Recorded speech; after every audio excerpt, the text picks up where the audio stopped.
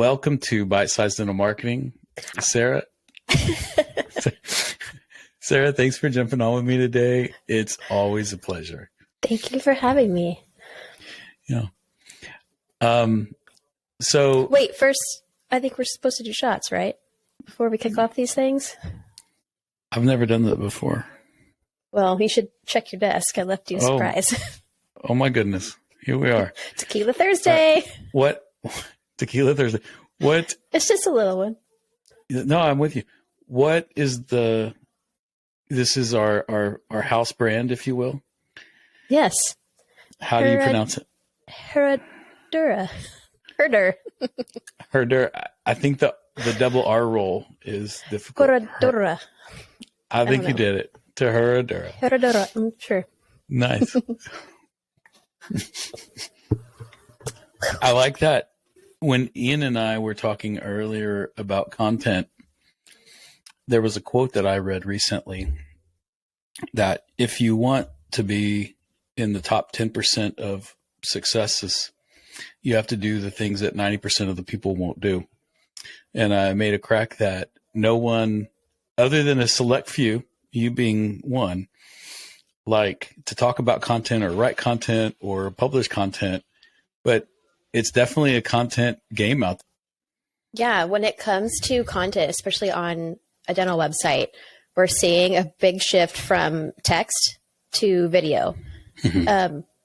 Especially with the rise of TikTok, social media, all the fast consumption of content, we're more engaged with listening and watching a video than sitting there and reading paragraphs and paragraphs of text. It just gets the point across a lot easier, and it's just dominating. Yeah. I've really been moved by the story of Andre and Megan, as they go through, IVF and how that they got really connected with a doctor solely because of her Instagram and sought her out. And, it's one of those things where every few days they're having to go to the doctor, and now they're driving about 35 or 40 minutes.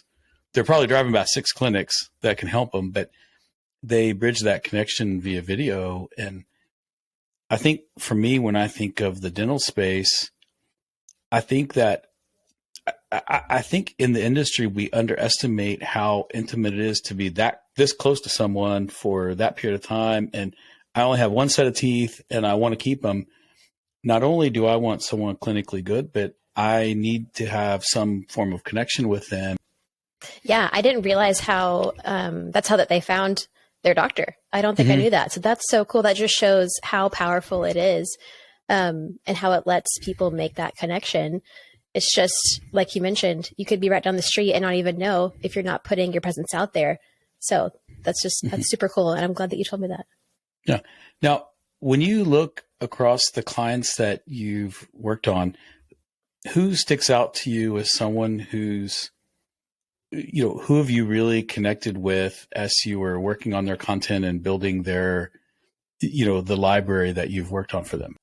I don't know. This was an older project, so it's been, probably a year or so since I've worked on their website. So this is the one that sticks out to me. It's Sky Creek Dental or Dr. Cornelius. I just remember really connecting with Dr. Cornelius and their team. They're such a tight-knit team, and they like to hang out with each other, and they just really enjoy what they do.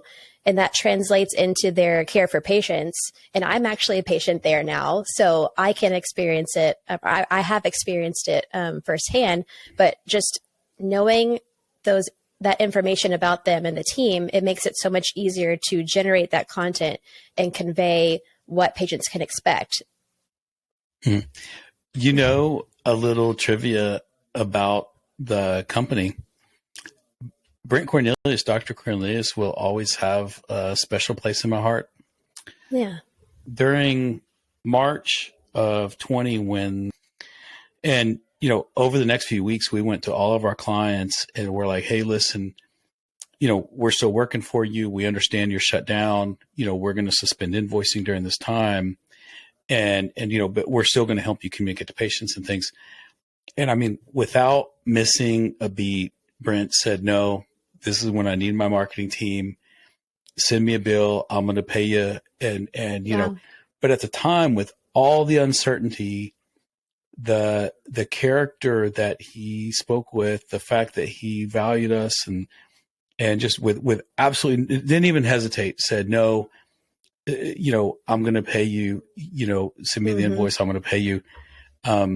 It's always left a place in my heart. And in fact, my wife goes to Dr. Cornelius and, really enjoys it. Yeah. So at the time we had limited video for them. So I was writing a little more heavy on the text content.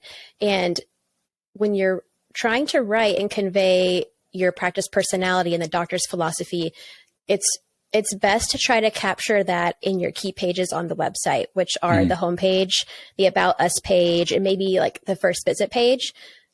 Those kind of more general pages are a good place to really make your practice personality and your brand voice kind of come to life. You want to tell patients exactly what they can expect, like your approach to their care, like what you really care about as a dentist, so that it kind of tugs at their heartstrings or just lets them know what you're about, so that it helps make that connection that you may not get in a video.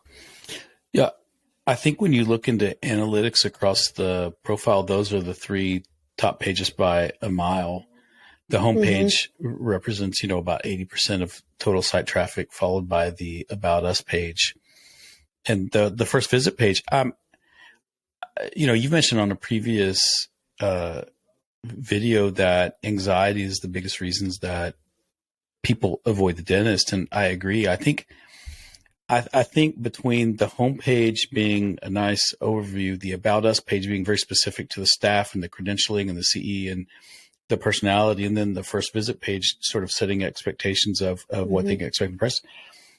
I think that's a very underestimated group of pages that we see patients visit when they're researching a new dental home.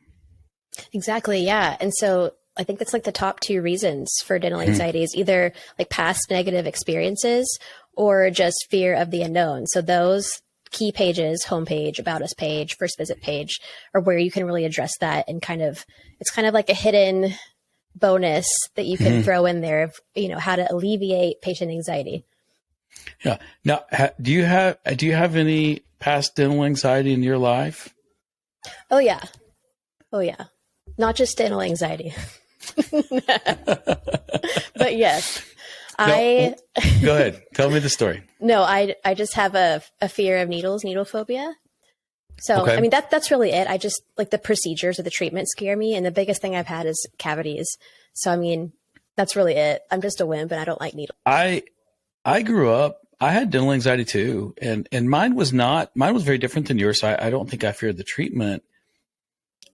And I don't tell the story very often. In fact, I was one of the population that lied about it for a number of years, but I wrestled in junior high and high school. So, in Oklahoma, all wrestlers dip Copenhagen. My grandparents had a Coke that was literally dedicated to, a fridge that was literally dedicated to Coke. I grew up on well water, and, I needed much more dental work at 25 or 30 than the average person. And I can remember looking at my peers' teeth and being like, my teeth don't look like that. And then I had a terrible experience with the first hygienist I visited. I think she was trying to educate me, but it was a very shame-based education. And it just reinforced all the reasons that I didn't want to go to the dentist. Yeah. Dental shame. That's a big part too. And that's something else that you can try to like focus on those key pages, is just like letting the patient know that they're welcome. Like they're not going to be judged. Like this is a safe space, because dental shame is such a big barrier to coming to the dentist. So that's a great point. Now, what do you think of those gnarly before and afters that the dentists love to show? The gnarly ones, I don't know if I can get too behind those. I think a better way to do it is to show the whole person, like the whole face, the whole smile, because there's more to your smile than just the teeth. It's how you look as a person, as a human. So it's just a little more like when you're zoomed in like that and it's just your teeth and it's the gnarly stuff. I don't know. It's cool. It's great, but it's harder to focus on your actual transformation. A video testimonial of a patient, like saying like where they were before and how they would always hide their smile whenever they would laugh, or, you know, just feel that shame. And then the process and how easy it was and how smooth it was and how it was much better than they were expecting. And then how it's changed their life, I think is way more impactful than just looking at a photo. Yeah, I agree. Yeah. Well, Sara, thank you so much for taking time out of your busy day. I mean, of course, when you work on the practices, it's so amazing at how you bring their personality and character to life. And, you know, we're lucky to have you. Thanks for joining a bite of dental marketing.